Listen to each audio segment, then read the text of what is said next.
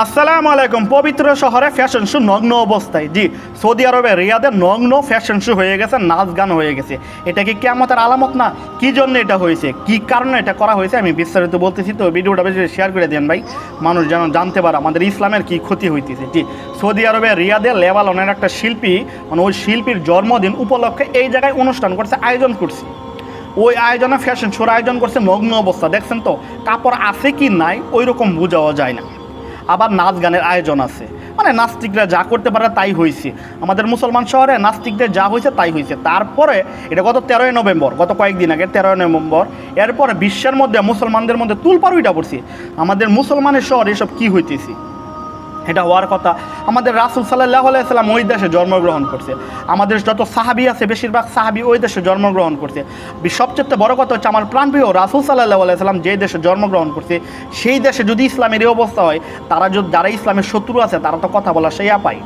আর সকলে বলতেছে এটা নাকি কিয়ামতের আলামত। কিয়ামতের আলামত এই কারণে বলতেছে, আপনারা জানেন যে সৌদি আরবে সিনেমা হল খুলে দেওয়া হয়েছে। যে দেশে সিনেমা নিষিদ্ধ সেই দেশে সিনেমা হল খুলে দেওয়া হয়েছে এবং বিভিন্ন নারীরা স্টেডিয়ামে খেলা দেখতে পারবে, নারীরা ডাইভিং করতে পারবে।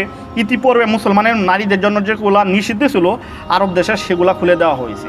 এই জন্য মানুষ বলতেছে যে এসব কিয়ামতের আলামত। এটা নিয়ে বিশ্বের বিভিন্ন দেশের বিভিন্ন আলেমরা, বিভিন্ন স্কলারশিপ স্কলার যারা আছে তারা বিভিন্ন মন্তব্য করে থাকতেছে যে বর্তমান সৌদি আরবের বাদশা যিনি আছে তারা একটু ইসলাম বিষয়ে একটু মনোমিলন আছে, উনি ইসলামের বাইরে চলে যাচ্ছে, এরকম মন্তব্য করতেছে। আমাদের কথা হচ্ছে আল্লাহ হেদায়েত করুক। যদি ইসলামের বাইরে চলে যায় আল্লাহ ওনাকে হেদায়েত করুক, যেহেতু ওনার হাতে দায়িত্ব বর্তমান সৌদি আরবের। আমাদের মুসলিমদের মেইন ঘাঁটি যেটাকে বলা হয় সৌদি আরব, সেই সৌদি আরবের দায়িত্ব ওনার হাতে। আমরা আল্লাহর কাছে দোয়া করি আল্লাহ ওনাকে হেদায়েত দান করুক, আর তিনি যেন ইসলামের খেদমত করতে পারে। কারণ তিনি যদি শক্তিশালী থাকে, পৃথিবীর মধ্যে মুসলমানের রাষ্ট্রের মধ্যে অন্যতম শক্তিশালী রাষ্ট্র হচ্ছে সৌদি আরব। আর সেই দেশ যদি ইহুদিদের পক্ষে, খ্রিস্টানদের পক্ষে চলে যায় তাহলে আমরা মুসলমান দুর্বল হয়ে যাব। কেমন দুর্বল হয়ে যাবে? অবশ্যই সেই দুর্বল না, আমি যে দুর্বল বোঝাতে চাচ্ছি যে আমাদের মানুষ আমাদেরকে মন্তব্য করার সাহস পাবে। কারণ মুসলমানদেরকে একমাত্র সাহায্য করে আল্লাহ।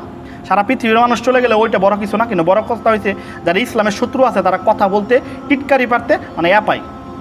এই কারণে বলবো আল্লাহ ওনাকে হেদায়েত করুক, আল্লাহ ওনাকে ইসলামের জন্য কবুল করুক। জি, আসসালামু আলাইকুম রহমতুল্লাহি ওয়া বারাকাতুহু।